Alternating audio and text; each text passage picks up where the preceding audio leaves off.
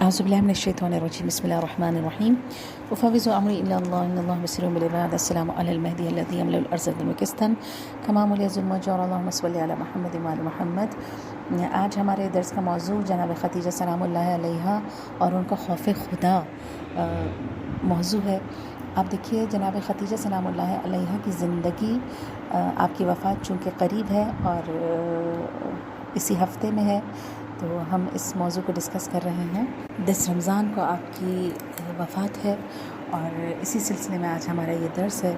رسول خدا کی زوجہ اول، رسول خدا کی ہمکار، رسول خدا کی رفیقہ سید البطحاء، آپ سے رسول خدا صلی اللہ علیہ وآلہ وسلم کی شادی بعثت سے 15 سال قبل ہوئی، اور جناب ماریہ قبطیہ کے علاوہ وہ واحد خاتون ہے کہ سارے رسول اللہ کی اولادیں جناب خدیجہ سلام اللہ علیہا سے ہیں۔ ہم آپ کے خوف خدا کی بات کریں، آپ دیکھیے زمانہ جاہلیت میں جہاں ماحول اس قدر خراب تھا کہ وہاں پر پاکیزگی نایاب و پایاب چیز تھی، اس ماحول میں آپ کا لقب تھا طاہرہ۔ اس دور میں طاہرہ ہونا بہت اہم نکتہ ہے، تبھی کتاب سیر پیشوایان میں ہے کہ جناب ابو طالب نے جب شادی کا کہا تو سوال یہ پیدا ہوا کہ رسول خدا کس سے شادی کرے، یعنی جب جناب ابو طالب نے ان سے فرمایا کہ یا رسول، یعنی اے محمد اب آپ کی شادی ہونی چاہیے، اب وہ وقت قریب آ گیا ہے، تو یہاں پر سوال یہ پیدا ہوا کہ کس سے شادی ہو، تو تمام انتخاب ہوتے ہوتے جناب خدیجہ پہ بات آ کے رکی۔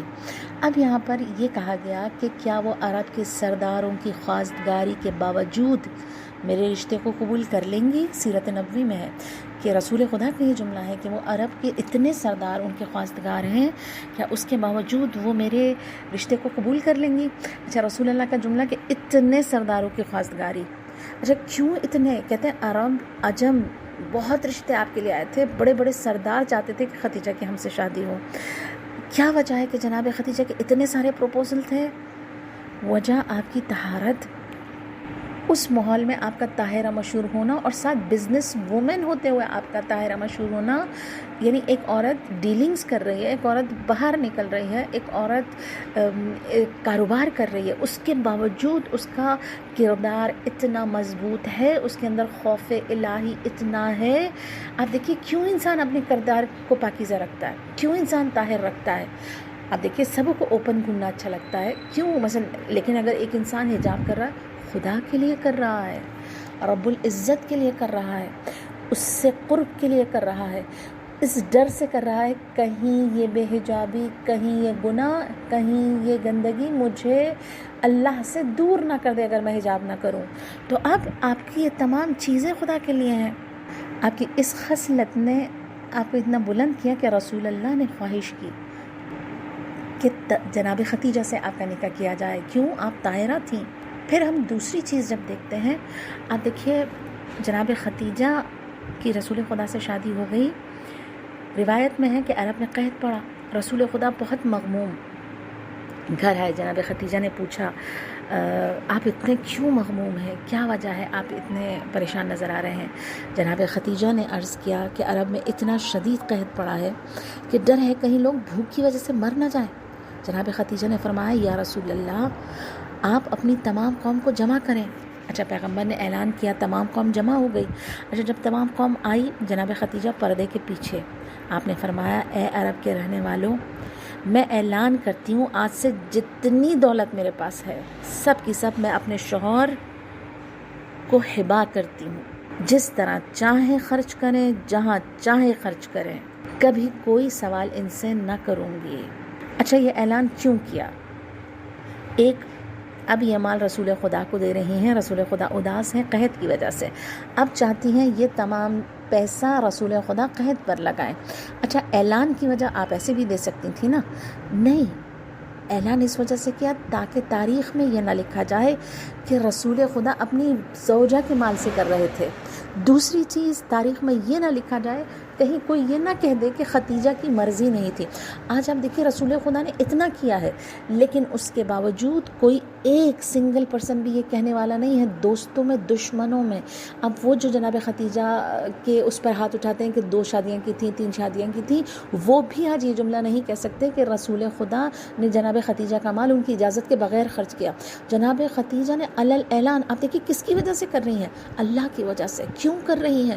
لوگ مغموم ہیں، کیوں کر رہی ہیں؟ لوگ بھوکے ہیں۔ لیکن اس کے ساتھ ساتھ کس قدر رسول اللہ کی عصمت، رسول خدا کی اس کا خیال ہے حرمت کا، کہ آپ باقاعدہ اعلان کر رہی ہیں تاکہ کل کو یہ نہ کہا جا سکے کہ ختیجہ کے مال سے خرچ کیا تو ختیجہ کی مرضی نہ تھی، تاکہ تاریخ میں لکھ دیا جائے رسول خدا نے اپنے مال سے خرچ کیا، یہ ان کا مال تھا۔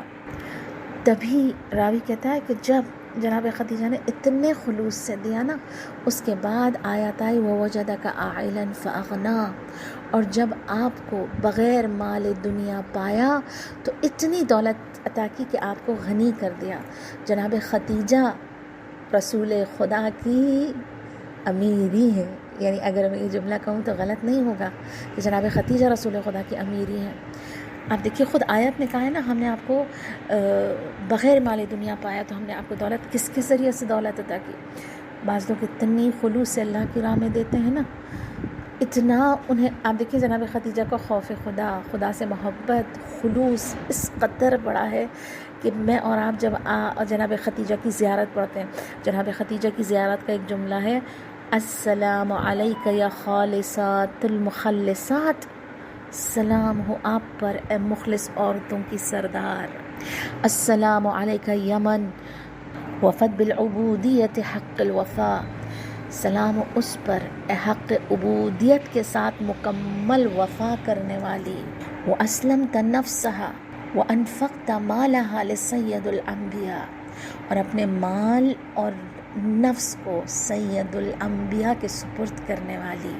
یعنی 2 چیزیں، آپ نے اپنی ذات، آپ نے اپنا نفس، آپ نے اپنا مال مکمل طور پر رسول خدا کو وقف کر دیا۔ کسی مجبوری میں نہیں، کسی مجبوری میں نہیں، بلکہ خدا کی محبت میں۔ تبھی آپ دیکھیں ہماری کتابوں میں نہیں، اہل سنت کی کتاب بخاری مسلم میں ایک حدیث بیان کر رہی ہوں، یہ رسول خدا جناب ختیجہ کے ساتھ بیٹھے ہوئے تھے،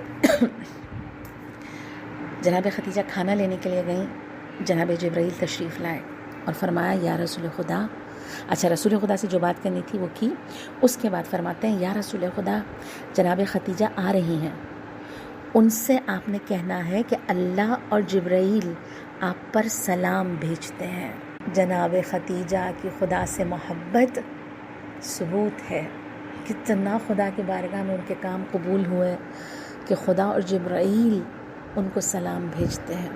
اچھا محبت خلوص کی ایک اور آخری بس بیان کرتی ہوں، یہاں پر راوی کہتا ہے جب عرب اپنی بیٹیوں کو دفنا دیا کرتے تھے، جناب ختیجہ نے اپنے گھر کا دروازہ کھولا ہوا تھا کہ تم اپنی بیٹیوں کو جو قتل کرتے ہو، جو ہم قرآن پہ پڑھتے ہیں نا وَإِذَا الْمَوْعِدَةُ سُئِلَتْ بِأَيِّ ذَنبٍ قُتِلَتْ، اور جب زندہ گاڑ دی جانے والی لڑکیاں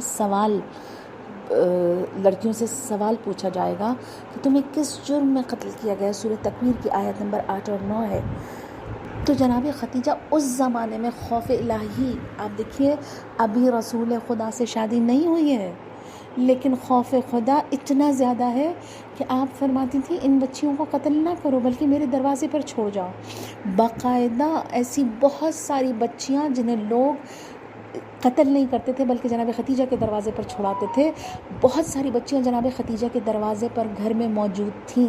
آپ دیکھیے اتنی بچیوں کی کفالت کرنا، حالانکہ بعد میں یہ الزام آپ پر ٹھہرا کہ یہ تمام جناب ختیجہ کی بیٹی تھیں، جناب ختیجہ کی پہلی شادی ہو چکی تھی، دوسری شادی ہو چکی تھی، فلاں شوہر سے تھی، لیکن آپ نے یہ قبول کیا، کیوں؟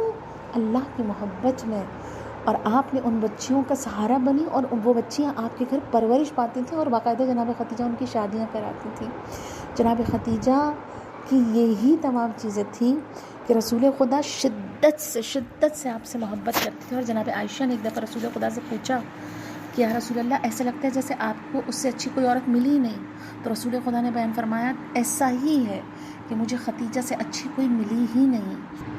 اور جناب عائشہ سے روایت ہے کہ جب رسول خدا جناب ختیجہ کے بعد جب بھی ان کا تذکرہ آتا نا رسول خدا مغموم ہو جاتے. اور پھر رسول خدا اتنی محبت کرتے تھے کہ رسول خدا اپنے انتقال کے وقت تک جب بھی جانور ذبح ہوتا تھا رسول خدا اس میں سے ایک حصہ الگ کرتے تھے اور اسے جناب ختیجہ کے رشتہ داروں اور دوستوں کو بھیجا کرتے تھے. اور جب جناب ختیجہ کے حوالے سے کوئی رشتہ آتا تھا نا تو رسول خدا بہت زیادہ عزت کرتے تھے. یہ میری ختیجہ کی دوست ہیں, یہ میری ختیجہ کے رشتہ دار ہیں. تو رسول خدا کی اتنی محبت آپ کے اس خلوص, آپ کے اس خوف خدا, آپ کے اس اخلاص کے لیے تھی جو انہوں نے دین اسلام کے ساتھ اور رسول خدا کے ساتھ انجام دیا. پروردگار ہمیں جناب ختیجہ جیسا اخلاص عطا فرما, ہمیں جناب ختیجہ کی کنیزیں بنا دے, ہمیں ویسا کردار اپنانے کی توفیق عنایت فرما.